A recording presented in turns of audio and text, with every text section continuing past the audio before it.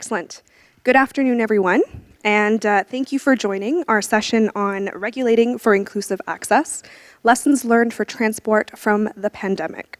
My name is Malathi Fernando. I'm an analyst at the International Transport Forum, and it is my pleasure to be moderating this session this afternoon. This topic is one of great interest, but also one of great uncertainty, I think, and also of great diversity when it comes to the experiences of people, of countries, of regions during the pandemic, as well as the solutions that we're looking to implement in these coming months and coming years during this kind of unique recovery period. So I'm particularly delighted to be speaking with our distinguished panel today that represent individuals from multiple continents, industry, academia, research, international organizations. So I'll give you a quick intro. We have Jae-Hak Oh, right here, president of KOTI, Korea Transport Institute. We have Kate Barnes, who is the head of public policy focusing on safety and inclusion at TIER. We have Sudhin Husinha, advisor, infrastructure connectivity, transport and electric mobility at NITI Aayog, or the National Institution for Transforming India. We have Susanna Zamataro, who is the director general of the International Road Federation. And we have Peter Kozen, who is senior project manager and accessibility expert at Tractable Engineering, and also a member of the Accessible Transport Technology Committee at the Transport Research Board. Welcome to all of you. Our conversation today is going to take a number of turns. We'll start off with talking about the lessons learned from the pandemic, is where we're starting, identifying the regulatory gaps and what the pandemic exposed about our current systems. And I'd encourage you to think alongside us about your experiences, the experiences of your loved ones, and whether the policy interventions that you saw during the pandemic or coming out of it have been meeting these needs or where there's room to improve. We'll spend the bulk of our afternoon, I think, talking about the actions that are needed in the short term, what changes in regulation, what we need to focus on to really center inclusion, focusing on multimodality as an option for people who might not own cars, how innovation can support inclusivity and ensure access to all rather than the other way around. And we'll close with talking about how cities and regions, those at kind of the front lines, can be better empowered, whether it's by our national governments or perhaps subnational region entities, and also talk about the integration between transport and the other sectors that are becoming increasingly interconnected.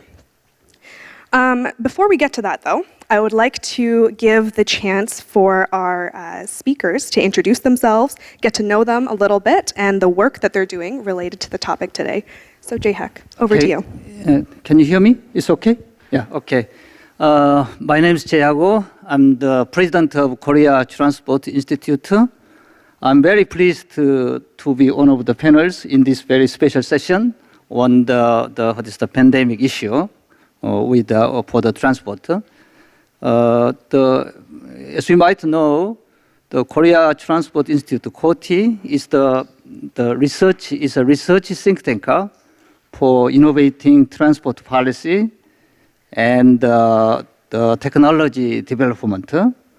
But in this summit, I recognized the innovation, the importance is for the innovation as well as the inclusiveness as well. So in the last 5-10 years, we much emphasize on the innovation, how to innovate the policies, how to innovate the technology, the implementation, something like this. But from now on, we also emphasize the importance of the inclusiveness for the people, especially for the difficult people, I think.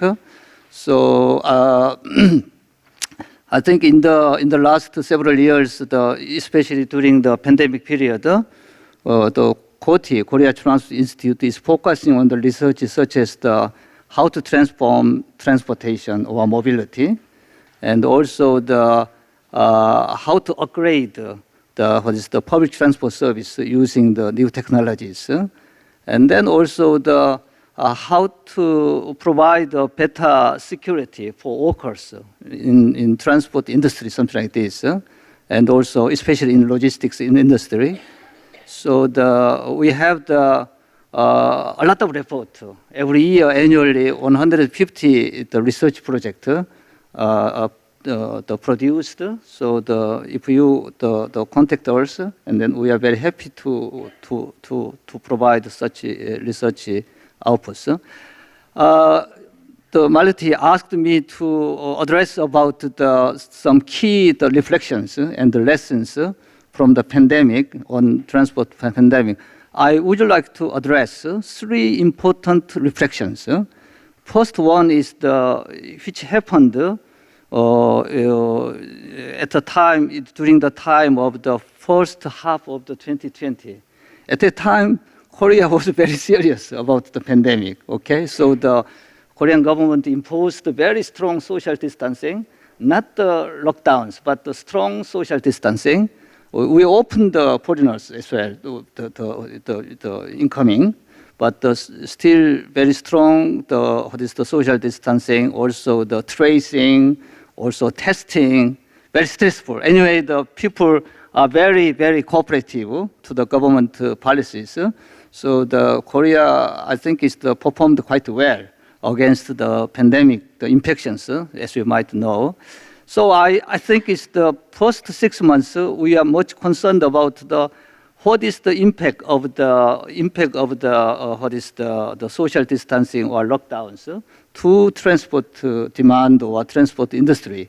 That was one of the key. Actually, it was very much related because it's the demand and the revenue are very rapidly down because of the social distance. And then after 6 months in 2022, and then very quickly come up, and then the recovering. So after the summer of 2020, we talked about the recovery issue, how to the inclusive recovery, something like this. Because it's at the time we talked about the V-shaped recovery, or the U-shaped recovery, or the L-shaped recovery. And then now I think it's still the transport industry is still in similar to the L-shaped recovery. It means the transport is not recovered fully, satisfactorily from the pandemic yet. It's still struggling, especially the public transport industry still very suffering from the severe financial deficit, something like this. And then also the employment as well from the pandemic. So still, especially the aviation sector was very hard hit at that time. Almost 98% international flight was cancelled, was wiped out. Still struggling to come back. And the third issue is there is a strong acceleration or strong demand.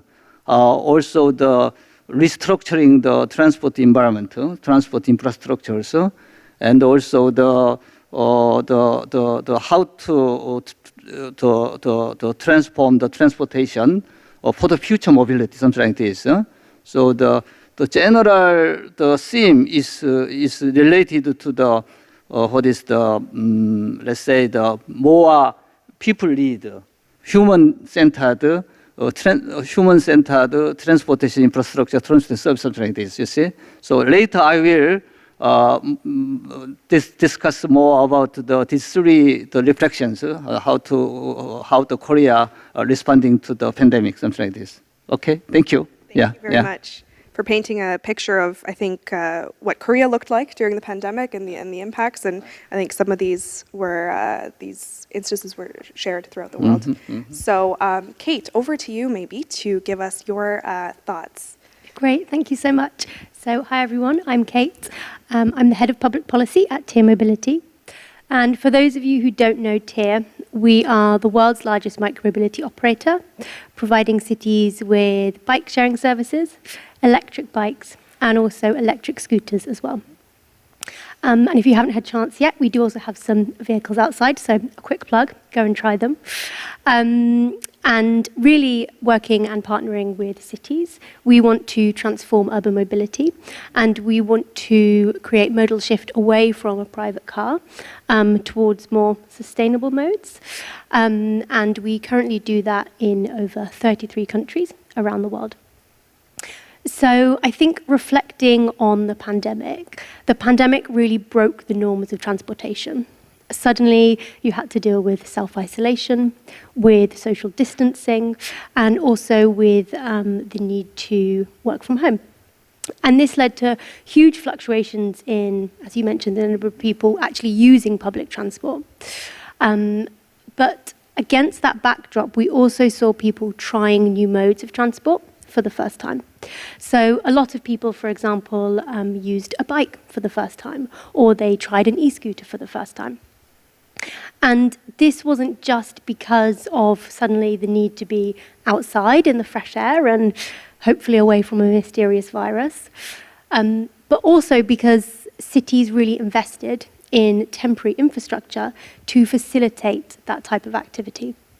So I think a recent report from the European Cycling Federation, for example, estimated that European cities invested over 1 billion euros in cycling-related measures. And this had a direct correlation to the number of people trying cycling. So now in the UK, for example, cycling levels regularly exceed pre-pandemic levels. And I think it's by about 250%, which is massive. So yeah, those are my reflections. Thank you, Kate. And perhaps before we go on to Sudhendu, could you talk a little bit about TIER's role and what you are looking forward to in this post-pandemic period? Yeah, definitely. So I think post-pandemic, TIER really can play a role in helping cities to build on this momentum, which we've seen emerging, and help cities with this modal shift, and help capitalize on the momentum towards more sustainable and active modes of travel. And I also think, quite practically, TIER's data can help cities understand where investments have been made, perhaps, for example, in pop-up infrastructure or temporary infrastructure, and helping cities to realize where those investments could maybe be made permanent, for example. Thanks, Kate. So we've heard about the kind of city perspective from Kate. So then with Niti, you do a lot of work at the national level. Could you perhaps tell us a little bit more about Niti and the work that you're doing? Thank you, Maliti. So Niti Aayog, National Institution for Transforming in India. This is one of the apex think tank of Government of India, which is headed by Prime Minister himself. And it has got a unique blend of political nominees, career civil servants, and of course, a lot of private players, the young professionals, the consultants, the experts, who are brought into it to add on to it. Now, Niti Aayog primarily helps in the formation of strategies, drives those strategies, helps rather all the ministries in kind of deciding on the policies. So that is precisely, it has got, it is, you can call it core, that is the core value proposition of Niti. In addition to that, it owes its origin to, in fact, there was a global summit in 2018, which was attended by Prime Minister, and that is the time when he laid down the paradigms of future mobility, where he talked that it has to be common, connected, clean. It has to be of a cutting-edge kind of technology. So precisely what he talked about is what we are committed to, all of us are committed to, that is the zero-emission vehicle, those kind of, sustainability in mobility, those kind of things are there. So for that, of course, the National Mission on Transformative Mobility and Battery Storage. So a mission was created with its home base at Niti Aayog. I happen to be the mission director, and we are driving it forward. Yes. Could you tell us a little bit more about this national mission and perhaps some of your work during the pandemic or in this post-pandemic period?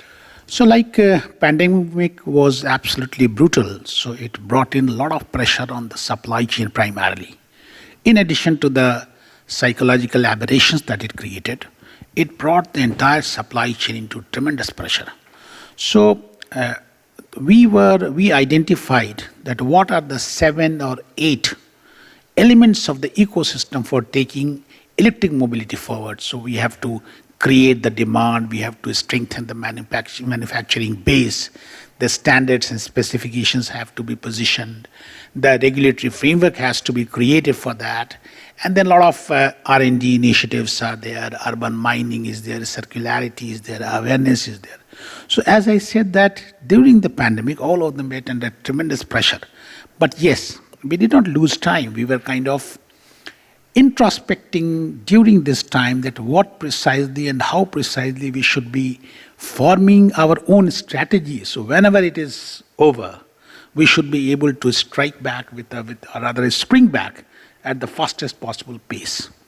So that was the time. That is precisely what we did.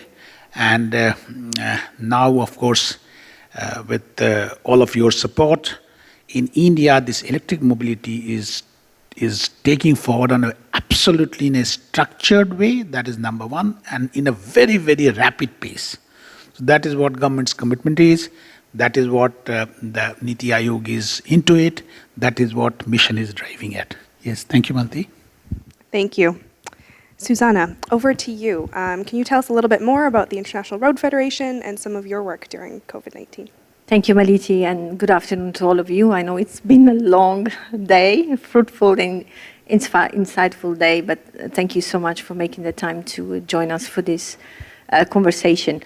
The International Road Federation is a global organization. We are operating now in more than 130 countries around the world. We're actually entering the 75th year of existence, and we'll be celebrating largely next year. In this 75 years of existence, of course, we were born as the infrastructure people in 1948. It was after the Second World War where the need for infrastructure was there.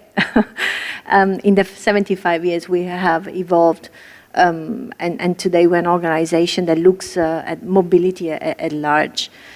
We do function as a platform that brings together, I would say, any stakeholder that has anything to do with roads and mobility at large.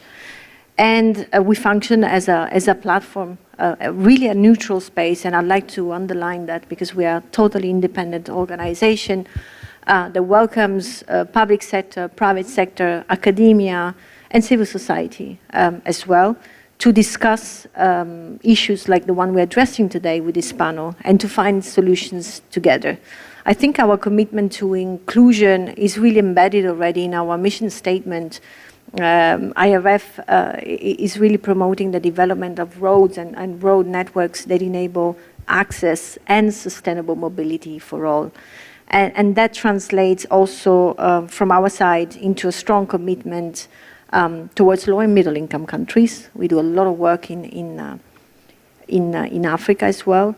And it translates also in a lot of commitment towards capacity building. And when I mean capacity building, it means also capacity building at the institutional level. And I'm happy to hear from Niti Aayog telling us on the importance of yes, having frameworks in place to really translate commitments into action.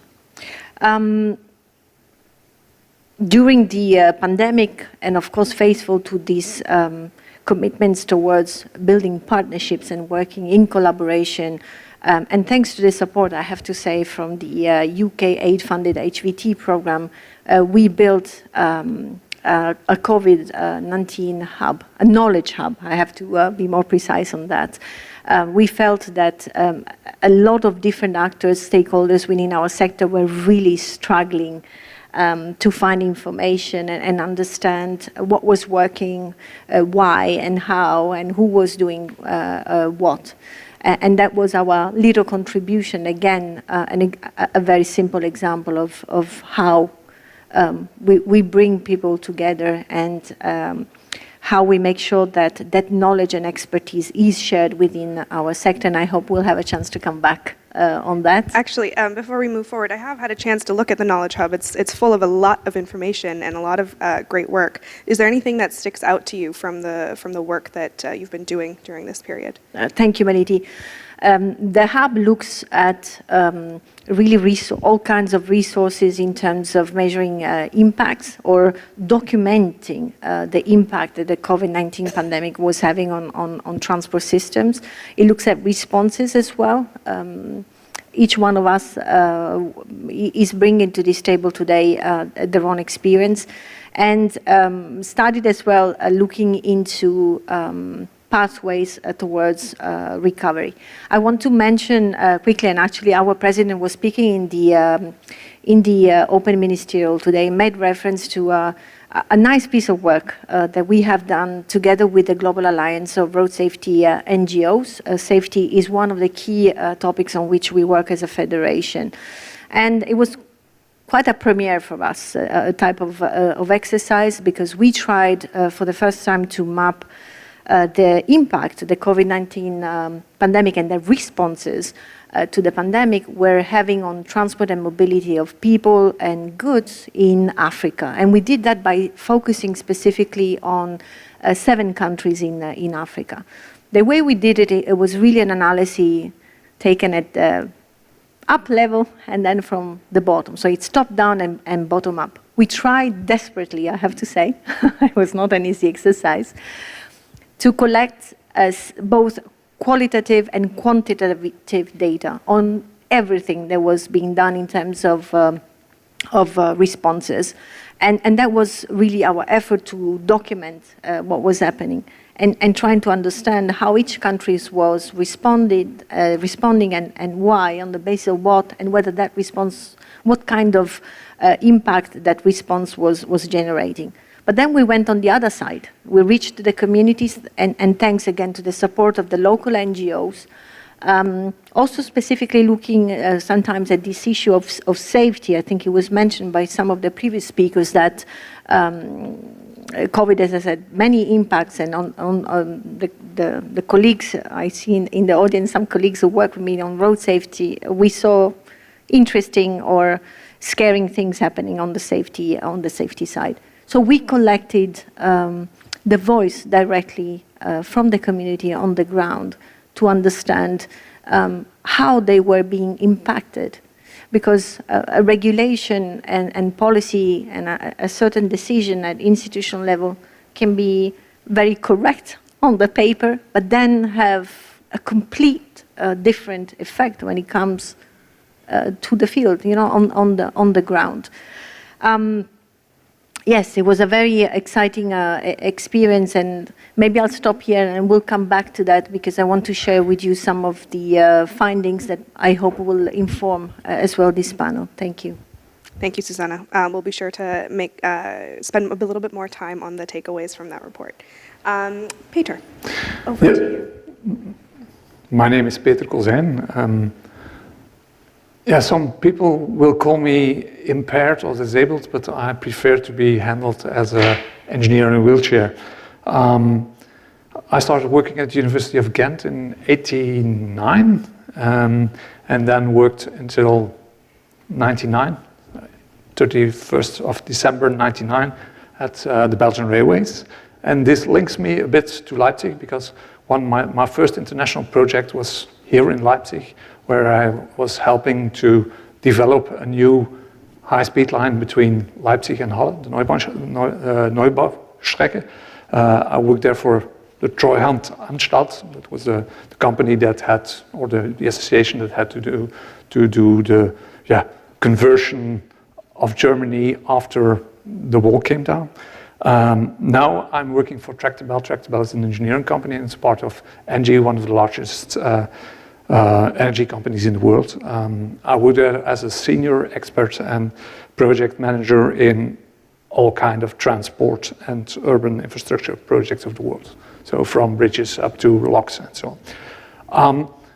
I'm here because I'm in a wheelchair. Inclusion has to do with that. From day to day, I experience on the spot myself the difficulties that a person with a reduced mobility can have, and you having those experiences does make it not easier to participate in the society, because to participate to the society, to go to an opera, to go to a theater, to go to the doctor, you have to get there. To be in a football club, be it a football club for Special Olympics, you have to get there. So transport is for me, transport is a very important tool to participate to real life. I have still a car, I can still even use a bit the bicycle, so for me it's good, but the moment I will miss that, I will be really disabled. So next to my, say, transport engineering expertise, I'm also working on accessibility of transport systems, public space, and I try to foster for good designs, inclusive designs, system engineered designs, and universal design concepts in urban and in transport projects, which is not always the case, I can assure you. But I do advise people and designers how they could develop projects. As to the pandemic, it seems a bit strange, but the pandemic reduced my mobility problem. From the start, that the first lockdown started in Belgium, it changed my life. I did gain 1 day a week. Normally I do 800 kilometers a week, going to a meeting in Brussels, stay there for half an hour with a client, and then going to Hasselt, which is 100 kilometers farther, and coming back. Although in many cases I said, okay, my leg is a bit hurting, or I'm a bit tired in non-pandemic times, they said, you have to come. In pandemic times, they said, okay, no problem, we're going to do teams. So for me, I'm not happy that it was a pandemic, but it solved, in a way, some of my problems. And then during the pandemic, before I believed that 80% of the meetings could be done online. Pandemic for me proved that it's nearly 100%. And now we will return back to, I hope, less than 100%, but more than, say, 60 or 65%. During the pandemic, I worked from home, and I worked on green transport infrastructure, worked in the municipal advisory board of my city. I worked as a lecturer in a university in Canada, and was a professor of system engineering in Hasselt in Ghent.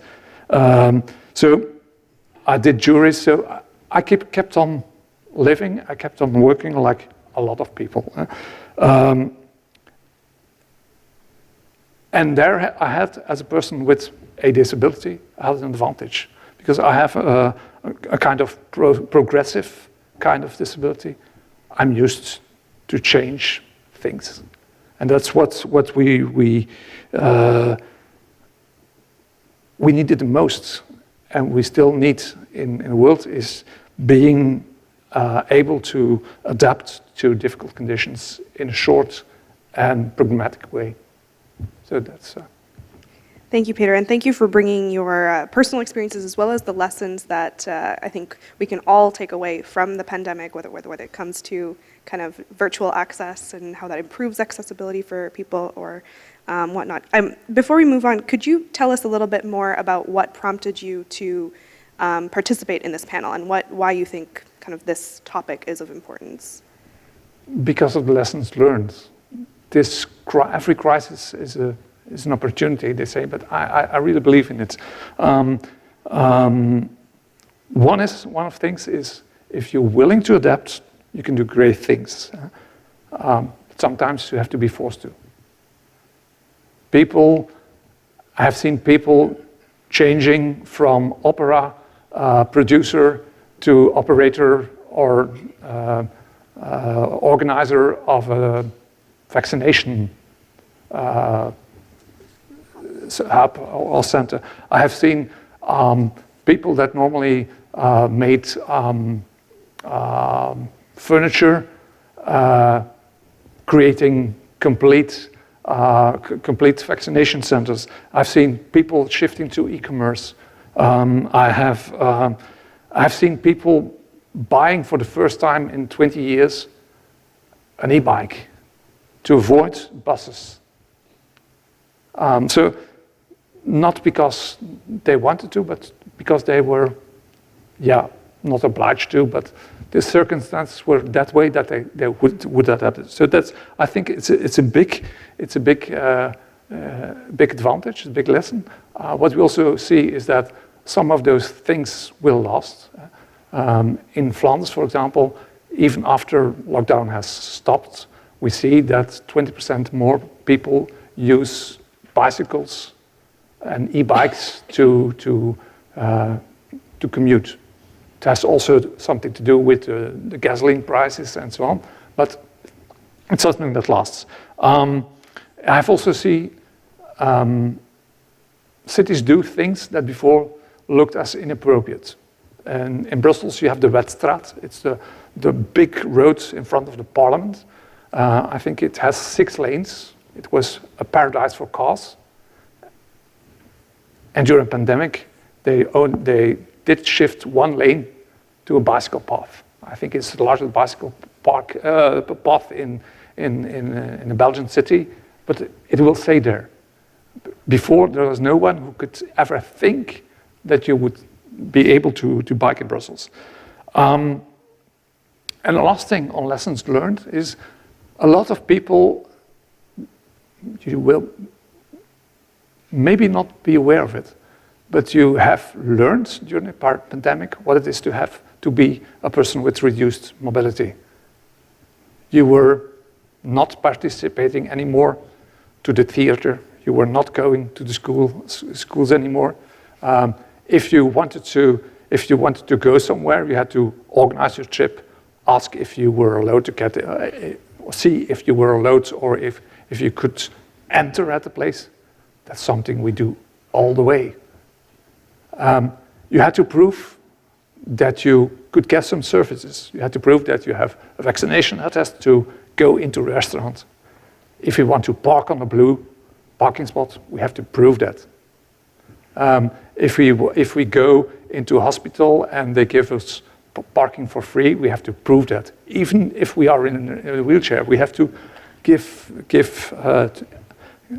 a proof or give a badge that shows that we are really disabled and that we have not stolen this wheelchair in order to reduce our parking costs. That's something that maybe you have learned.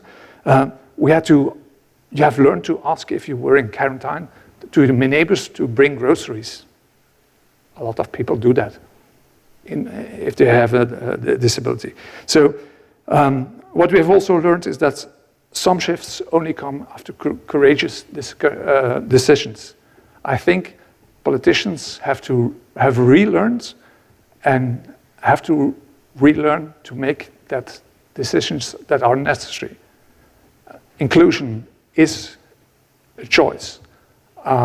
Sustainability is a choice. This is not something that comes along with an infrastructure project. No. You have to decide if it's inclusive. You have to decide if it's sustainable. You have to decide if it will cost. So it's not an easy discussion, but I think people have learned, again, to make difficult discussions. And there is still, what did invite me to speak here is there is still a lot of things to do. I live in Belgium, in Ghent. It's 660 kilometers from here. There are trains, there are planes, but I did choose to come by car because it was too much burden to organize a whole trip. Nobody on the public transport could assure me that I would be able to go from platform A to B in 10 minutes with my luggage. And if I missed that train, I would be there for 2 or 3 hours. And I had 4 stops or 4 trips to do between trains and buses. So 4 times 3 hours could take me 12 hours more. I have to take luggage with me, special luggage, some medication and some my crutches and so on.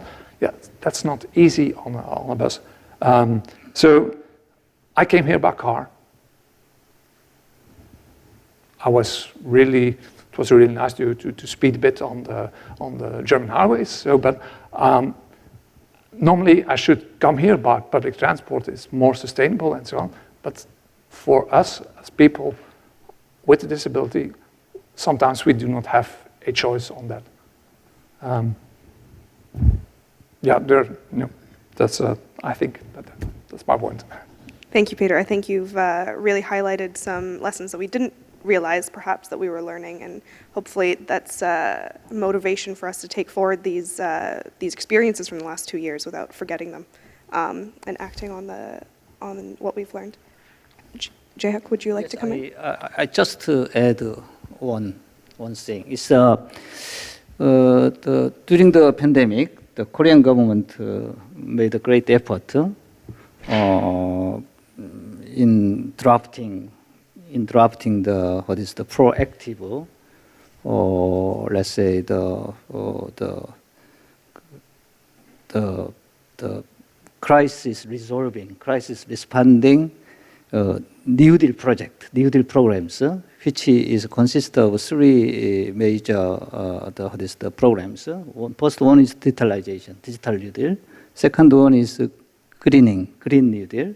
Third element is the human New Deal, which is social security, and also some dealing with the inequality problem. Is also education and training issues about humans, human capacity. So I think I was deeply involved in drafting the program, but I at the time I insisted is the human New Deal is most important. Because it's and then the digital and then the green is also important, but the most important is the human New Deal. It's everything is the big stake is coming from the social, the conflict or the human capacity, human resources, something like this. So I think it's actually, the transport issue is quite deeply involved with digitalization, greening, and the human Deal or social security matter as well, I think. So I said to government, okay, transportation is the kind of the litmus, kind of the testing, the area, testing area, or where the successful program is successful or unsuccessful. Okay, so that is so I think that is based on some expanding budget. So budget is very important. So it's based on the expanding budget and crisis resolving the comprehensive program, which is named after the American New Deal investment programs during the Great Recession period, 1930, something like this. Thank you. Okay. Yeah, Thank you. Yeah.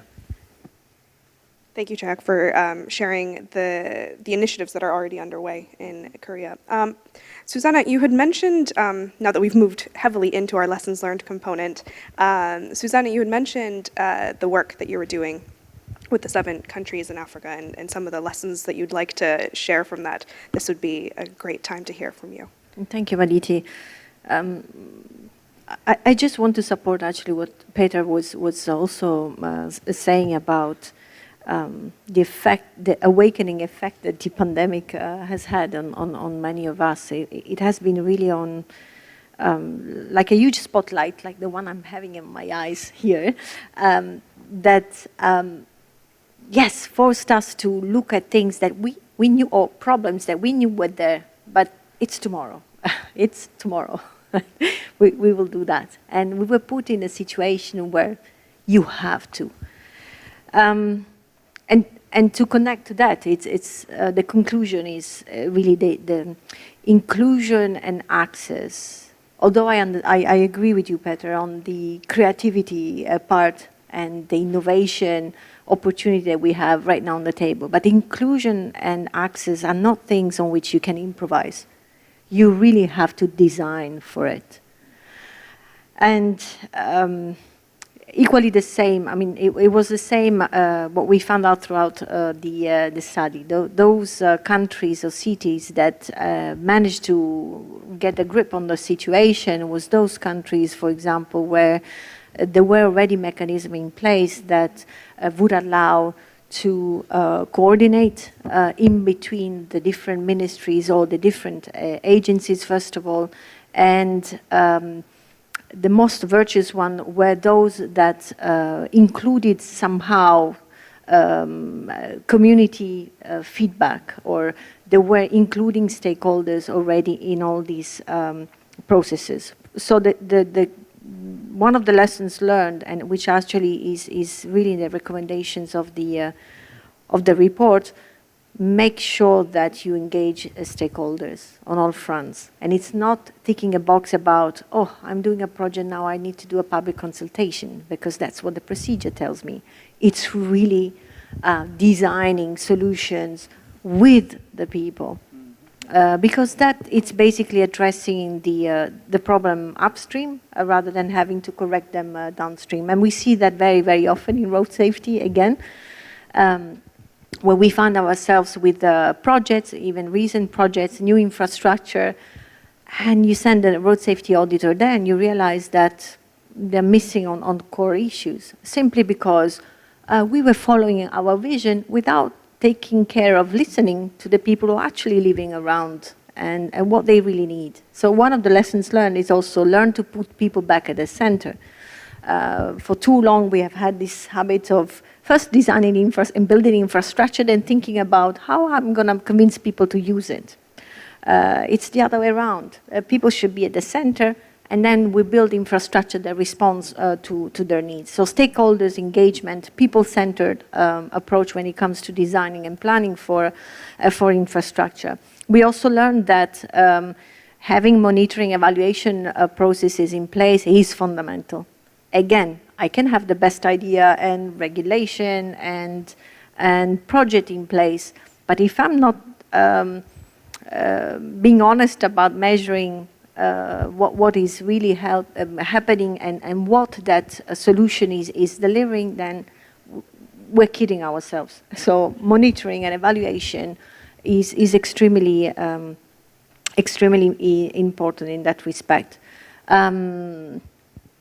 I'm thinking I was thinking to something else, but now is escaping. But maybe the regulatory part will come back to that in a few moments later on in the conversation, because there's also work to be done in that respect. But I'll stop here. Thank you, Susanna. And I think it's so obvious.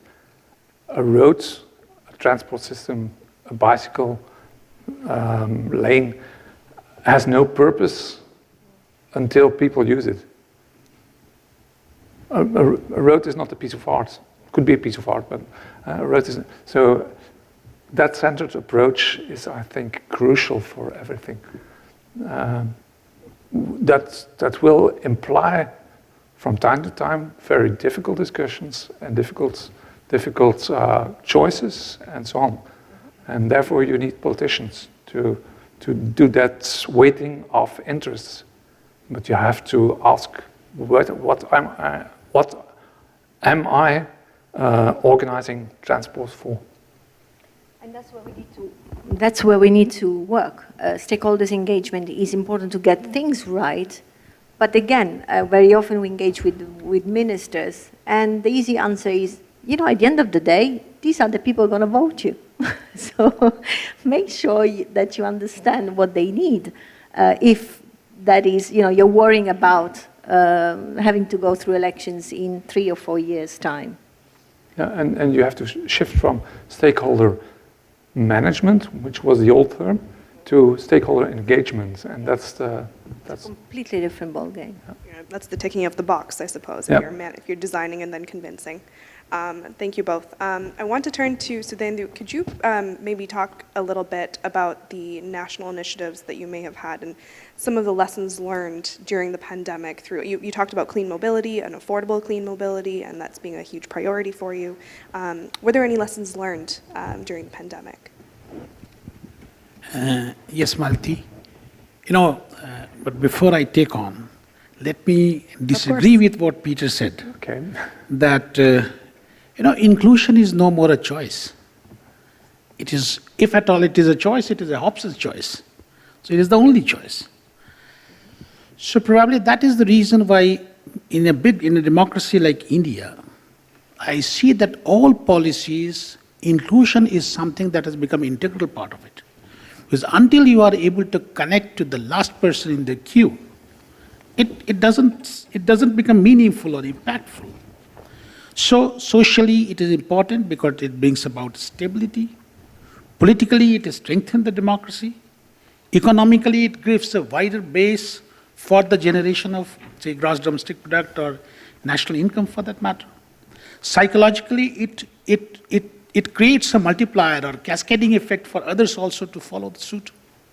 So, and geographically it brings about a lot of integrity, a lot of unity in the nation. That's where probably inclusion is something that has become it is one of the most integral part of transport, the way you rightly said that the transport is something which is a litmus test. So yes, it is very correct. Because transport, after all, I call it not an infrastructure, I call it freedom of expression. So whether I use it, I don't use it, but it has to be there. So both the regulatory part of it as well as the infrastructure, the hard infrastructure part of it. During pandemic, the realization was we had time and we could see our policies. In the specific electric mobility policy, we realized that probably one size fit all doesn't work for different vehicle segments because they are patronized by different kind of, again, society and their income groups. Differential strategy has to be there. Once we segregated the strategy for the two-wheelers, for three-wheelers, different strategy, for the buses, different strategy. Now we see that in a time span of 2 years, what a phenomenal change it has brought about. I mean, I can just tell you that 2 years back, our OEMs were asking, that whom do we manufacture for? Where is the demand? And 2 years now, those who are users, they are asking, where is the material? Where is the vehicle? I want to purchase it. And the best part is, it is really music to the ears when now the industry people say that whatever government could do, they have done. It's time for them to react. So that gives tremendous satisfaction that in these 2 years, though we were confined to the rooms, but the intelligence and the wisdom, that was not confined. We were connected to the world, and that is how we could pull it off. Yes. Thank you, Sudhendu. Really highlighting there the improvements and the change in mindset that even during the pandemic was possible. I liked how you highlighted the different approaches for different vehicle types, for example, to serve the different populations using them. It's not really about equal actions, but diverse actions to focus on equity. I want to maybe move. Yeah. Yes? The one thing is there. Any infrastructure or a policy, infrastructure precisely, that by that means transport. In a country like India, it has to be on 4 principal hinges. First is that we have to expand in a big way, because requirement is there. In addition to expansion, as you are late, so it has to be excellent infrastructure. It has to be world class. So expansion and excellence. But during this process, you cannot miss on, as Peter said, that special needs. This is not special needs are not only of individuals, they are also of geographies. So you cannot miss on equity part of it. And despite all 3 being there, until empowering is there, it won't work. So it has to be expansion, it has to be excellence, it has to be equity, and it has to be empowering. All four of them are there, then it becomes really meaningful. Yes. Thank you. I think that's an excellent way to close our discussion on lessons learned and maybe move on to the actions that we're looking to see. Putting what we've learned into practice, and perhaps Kate, given your work with cities and your work very closely with cities, can you tell us a little bit about what you see to be the low-hanging fruits as we move forward, kind of the biggest bang for buck, if you will, or the short-term gains we can make? Definitely. Thank you. So I think we've talked quite a lot about infrastructure, and I think a real low-hanging fruit is considering where there have been temporary investments in infrastructure or temporary changes. These might be pop-up, for example, segregated cycle lanes, trying to consider when we might want to make those temporary changes permanent. And then I think the second low-hanging fruit is ensuring that public transport and the micromobility actually complement each other and that they work together. And I think that encouraging mass is a great way to do this. And there are lots of different ways this can be done. So, for example, through pilot projects, through partnerships, and also through regulation.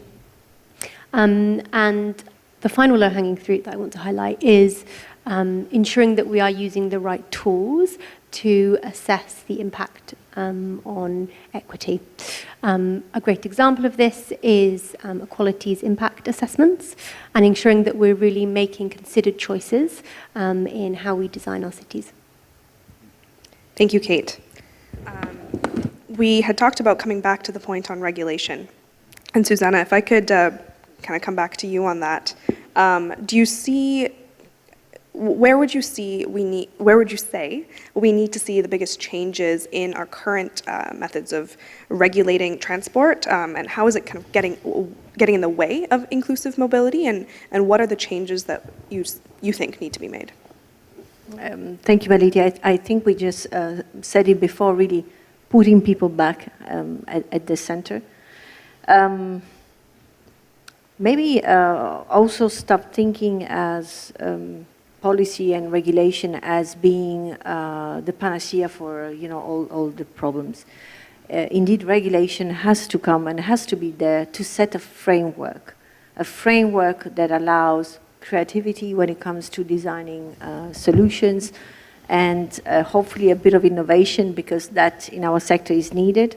And when I say innovation, it's not about thinking technology only, it's really innovating processes. And that's my second point. I think what is really needed is indeed regulations and policy that puts a framework, but that they can only work so far as we are able to line up processes that are able to translate that vision that is behind the policy into action. That's often what is missing, and I see that happening very, very often in low and middle income countries.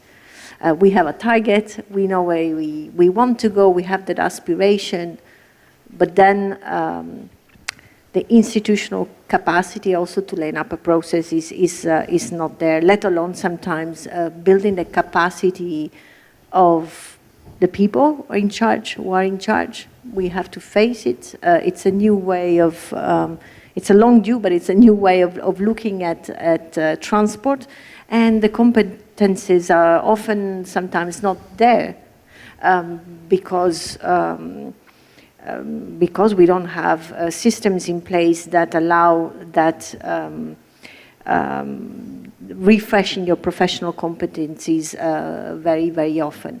And because we're all taken away by the daily schedule and things that we need to get done, yes, we don't always have the time to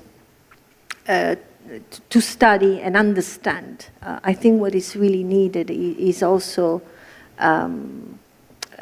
good knowledge, not sharing and just sharing, but understanding what are the issues. How am I going to be able, as a policy maker or regulator, to take the right decision and create the right framework if I'm not deep really understanding the core issues. And that's where a lot of work needs to happen right now in terms of building the capacity. And again, that dialogue, permanent, to the people of you who are from public sector in the room and the policymakers, don't be afraid to talk to private sector. It's not just there, and Niti Aayog does that really, really well in India.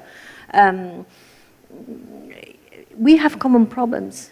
Each one of us has a role to play, and we need to be able to listen to each other and work together to be able to find the solutions. So it's very often the idea that private sector is there to sell something.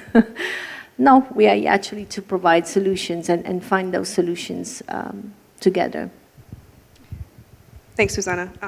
I think there were a lot of great points there. I want to maybe come back to one of the first things you mentioned, that policy and regulation not being a panacea.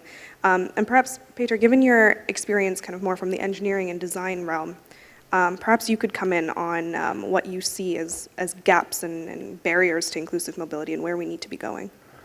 Yeah, I think we should approach things more in, I'm a system engineer, so in a system engineering way. We should understand functions and needs of people more than having a regulation in which we say a ramp should be maximum 5%. All regulations say you can go up to 7% with a wheelchair, and you can do it, and I can do it especially because I'm a wheelchair athlete. But in my same manual of my wheelchair is that it's stated that going up a ramp of more than 6% is dangerous. We see in a lot of countries having having regulations that they come with solutions instead of ideas to solve the problem. And what we see, especially in for example, in America, they have a very good regulation, but it are all minima.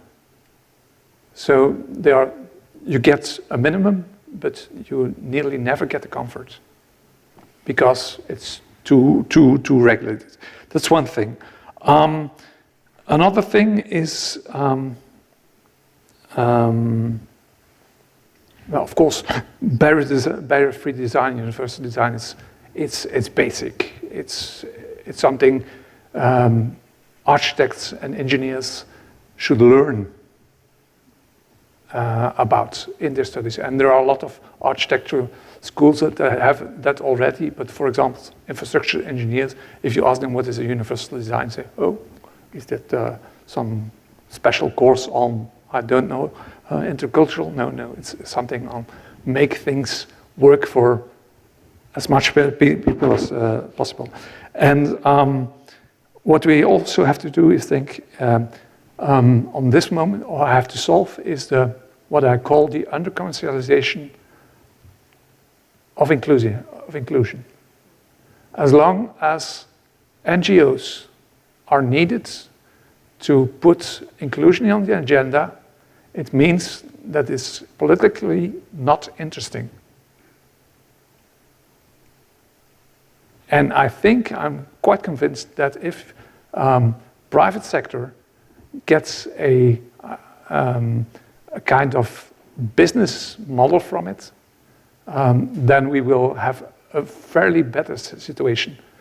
That could be processed or regulated or given incentives. You could give incentives as a state to private companies to work with that, but it will help.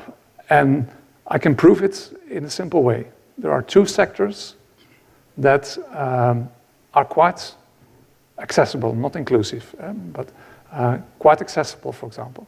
It's our airplanes and cruises. And why is it? Because it's a business model. And it's quite good regulated. So on airplanes, there is a worldwide regulation on having access to airplanes. So if I come in, say, Ghana on an airplane, or in Brussels, or in whatever other country, I know the moment I come into an airport, I will be safe. I will get on the plane, they will help me in and out, and I do not have to bother. Same with cruises. And why is it? Because what is on cruises? People of the baby boom generation that have learned a lot of money, that have learned to travel their whole life, and that have decided to do that until they will die. And cruises have understood that. So if you go on a cruise, you can be there with a wheelchair, people help you, and so on. That commercial model should be also developed for other transport means. And I think states will have to give subventions and incentives to do that. And incentive is more than just reducing the costs for the others. If I have an organization that is paid just for the additional costs of having a disabled person in my bus or in my train, except from the ethical things, and I'm just paid for that, I have no incentive to make them real clients. They keep on being a kind of burden, an organizational thing. So that's if for example, governments would give some more subventions to bus companies that are inclusive, or taxi companies, or Uber drivers that have to have a bigger car, I'm quite convinced that such things will happen. Thank you, Peter, for highlighting the real importance of the private sector in this matter. Can I see one? Yes. Okay. Shortly about regulations on the planning and what is the designing of infrastructure, road, something like that, and also new regulations on the new mobility, something like this. Actually, according to my experience, the city planners, city people, and the police are very conservative to change, redesign, because every change comes with what is the supporters or against force. Okay, so they don't see the supporters, favorers. They only see the opponents, opposers, something like that. You see, and then because the supporters are usually silent, and the opposers are usually very big voice. You see. So I think it's for example, in recent year, the Korea government imposed the safety speed 5030, and then the drivers, the car drivers say, "Oh, 5030 is too much restrictive because the road is very wide, and then no problem to drive the 80 kilometers or 100 kilometers. Why 5030 something like this? You see, it's too restrictive, something like this." But they don't understand. They are actually everybody at the same time, driver and also pedestrian. But they think only drivers. Okay, so I think it's so we have to at the community level, something like social, the stakes you say stakeholder meeting, something like this. You see, so it needs a very carefully, clever arrangement, adjustment of the pros and what is the against and the favor, something like this, you see. And the new mobility is same. Actually, new mobility provide much better benefit to the society, to the people, the users.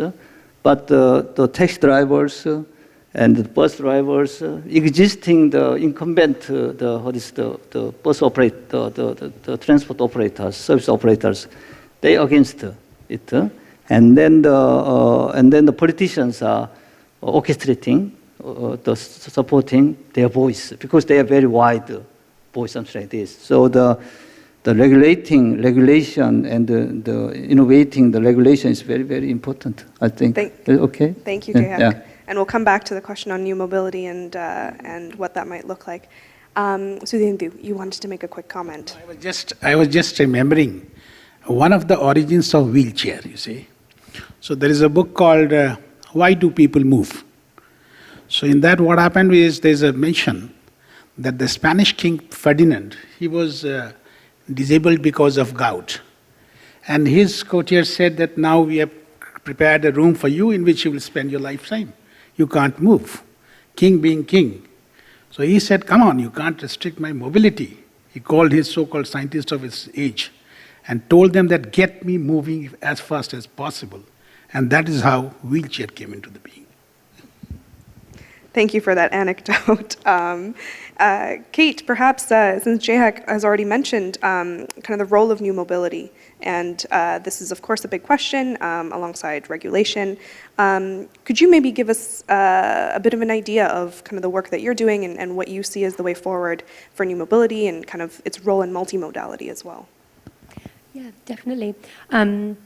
So I think that when thinking about multimodality, I think that we, as I mentioned, can really capitalize on this momentum, which we've seen.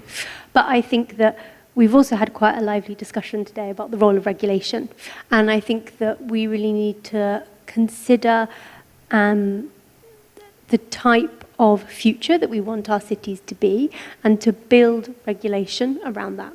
So specifically thinking about active travel and new modes of active travel. Unless we see regulation that enables cities to really reconsider how our street spaces are designed, I don't think we will see the uptake or the continued uptake that we might want to see. And I think that multimodality and micromobility can play a real role in helping us to get to a position where we have more uptake in active travel. But I do think that needs to be accompanied by quite strong regulation and by being quite bold and innovative in how we think about designing our cities. And to take an example, we could, for example, have a car parking space, and we could use that car parking space for a car, or we could use it as a car parking space for cargo bikes or for 10 e-scooters. And unless we're really bold in reimagining how we want our public space to be and who we want our public space to serve, then I don't think we're going to be able to realize our full potential within cities. And yeah, micromobility has a huge part to play in realizing that. Thanks, Kate. And perhaps I'll widen the question, and Susanna, you look like you're wanting to come in here.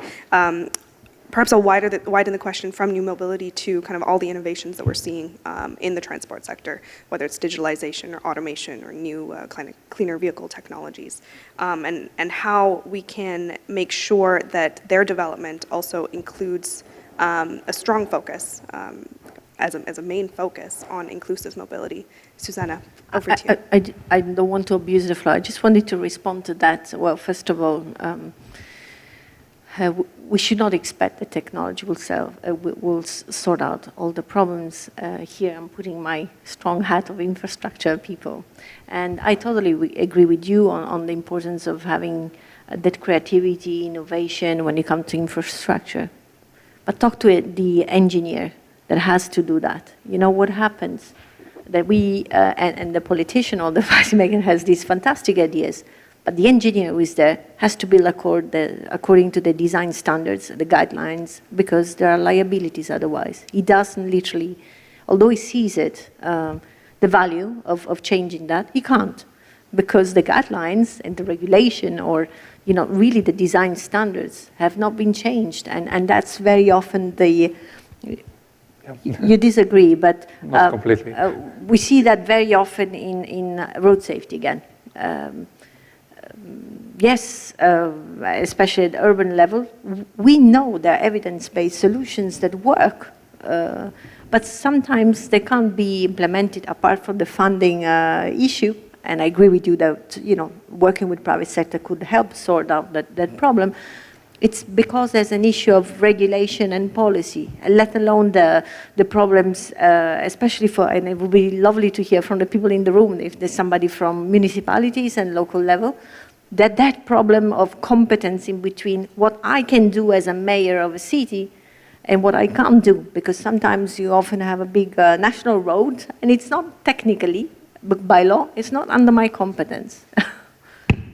No, we agree and we disagree. We're saying the same things. If I'm saying that regulation should be more functional, that's what I mean. I know, I have worked all over the world, that there is, it depends on culture. In some culture, Anglo-Saxon cultures are more strict on rules than what we are in Flanders. We are just inverse. So for us, it could be easier to avoid that scheme. But there are still a lot of other problems, especially people that do not know what are the implications and why are things done like that. So I agree with you that sometimes it's hard to do, but there are solutions for it, I think. I was just saying that we should think, when we come up with ideas, that we should think about implementation down to the level, right? It's too easy to say, oh, yes, we're going to make all these urban areas pedestrian friendly and cycling friendly. Sure, fantastic. Let's do that. But sometimes there's no one solution. Sometimes you have a trade-off between things. Making a city car-free in an area of, say, 2 square kilometers makes it a problem for a person with crutches. Unless you have another solution, a rickshaw that goes from one place to another. But there's no such things as a free lunch. And that's what I meant before, as inclusion is a choice. You have to do it explicitly. It is not something that comes free. I totally agree. We design for it. That's what I was saying before. Thank you both. I think you've highlighted a number of things here. Where the jurisdiction lines are drawn. There's national, there's local, there's sub-national, regional, and the regulation needs to be fit for purpose, and it needs to think about all the way down to the implementation phase, as you mentioned. So often the ones that are doing the implementing are the cities or the rural municipalities. How do we see, there's a question to the panel, how do we see the role of, whether it's national governments or sub-national governments, in supporting the efforts that are actually being made, the individuals, the organizations that are implementing some of the changes that we need to see? Perhaps I'll go to Sudhendra, you first, given your role at NITI. Can you talk a little bit about how the national government of India supports your regions, your states and cities in the implementation they're doing? Yeah, so precisely, in India, structure is that there is a central government and there are constituent units. Until we are able to sensitize each of them and tell them that, you see, this is a team effort. This is the national goal. And why exactly we are going for it. Until each member is sensitized towards it, we will not be able to win it through. Because you never know, somebody might be going for a same side goal. So the entire team has to push forward in the same way. In India, on electric mobility, we have so clearly told all these states that, you see, this is your ball game. You have to take it forward. We are just here as a kind of guide, that is all. And that is the reason why all these states, they have developed their own EV policies. We have encouraged them. It is not a cut and paste. You have to analyze your own strength. Based on that, you have to create your own EV policy. It has to be clear, transparent, so that investor is attracted towards you. It gives a lot of employment opportunities. And that is what I see, is that many states, they are taking it forward. Among the states, they are competing. They are recalibrating the policy, trying to achieve the best of the goals so that the state becomes prosperous. So precisely that is how we are taking all the states together and pushing the paradigm of mobility forward. Yes. Thank you, Sudhendu. Kate, you mentioned the work that you do with cities, and I was wondering if you had any examples of where you've been working with cities, but also kind of beyond that, with the national government level or other levels of government to help move forward the sustainable mobility policies. Yes, so we work super closely with cities, and we partner with cities to help them achieve their mobility goals. So we have lots of different examples that I could draw on, but one example that we've been running a pilot in Hamburg in Germany to really understand how we can complement public transport by using e-scooters and providing e-scooters for individuals to actually access public transport. And so far, our trials have been really successful. We've seen that people have been able to access public transport in a way that perhaps they wouldn't have been able to before. But I think to draw it back to the previous point that was being made around the role of national governments in helping to empower cities and the role that they can play. I just wanted to kind of build on the points that were made and say how crucial I think the role of national governments in enabling cities to really change their transport policies for better. So I think that national governments can play a role in providing funding to support this mode shift. I also think that national governments can empower cities more to trial new modes of transport and to specifically be empowered to try and realise the benefits of micromobility and public transport and how they can complement each other more. Thank you, Kate. Would you like to? Thank you. I think I would like to emphasize the improvement, upgrading of the public transport service. Actually, from the pandemic, the demand is increased. Also, the demand pattern is more personalized, individualized. So it's the crisis of public transport industry or service is now becoming the major issue. Actually, the public transport is the major responsibility of the local government, I think. So we have to more positively or decisively tackle with the crisis of public transportation from the pandemic.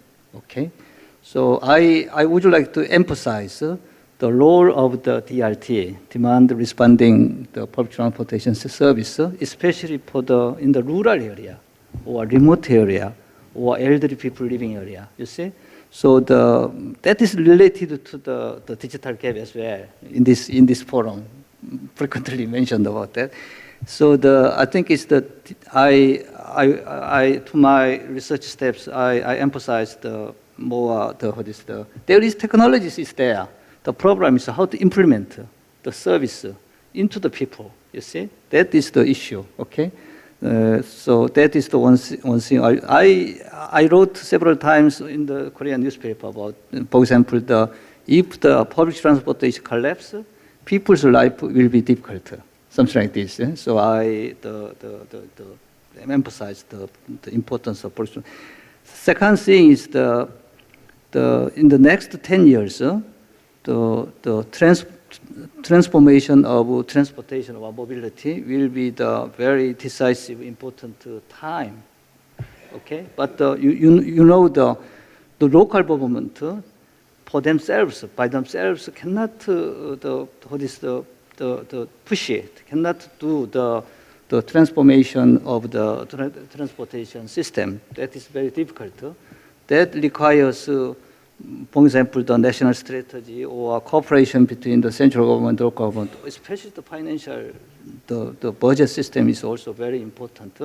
So the transformation of transportation consists of many elements. For example, the automobile industry, various the mode, or the mobility service industry, infrastructure redesign, regulations, the research and development, something like this. Many, they should go in balance, more comprehensively.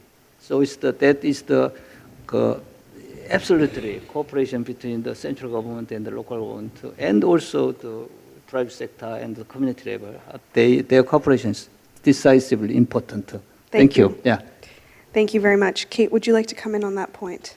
Yes, I think I just wanted to highlight one of the points that you mentioned there, which is you talked about focusing on areas beyond just the city centre. And I think that's absolutely crucial. We can't just focus on the centre of a city when we consider modal shift or access to modes of transport.